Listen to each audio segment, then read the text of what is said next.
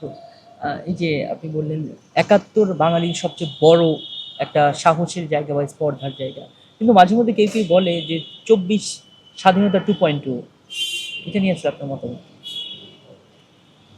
এইটা খুবই আমার কাছে জিনিসটা একটু ৭১-এর সাথে মেলানোর মতো কোনো বিষয় বলে মনে হয় না।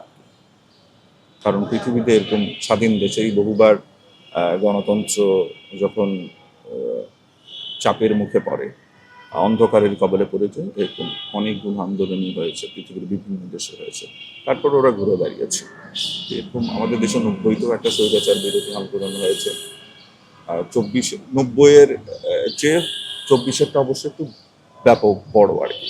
যদি আমি ওইটার এরিয়া হিসেব করি বা ওইটার অংশগ্রহণ হিসেব করি, ২৪-এরটা ধরন ৯০-এর থেকে আরেকটু বড় ব্যাপক। ৯০-এর এক ধরনের ভাষা ছিল, ২৪-এর আরেক ধরনের ভাষা। সময়ের সাথে সাথে যে ভাষাগত পরিবর্তন হয়, এটা ২৪-এ আবার ৯০-এর মধ্যে পার্থক্যগুলো আপনি বুঝতে পারবেন। তার মানে এই না যে এটা আমরা আরেক স্বাধীনতা লাভ করেছি, আমাদের স্বাধীনতা ১৯৭১-এই আমরা করেছি।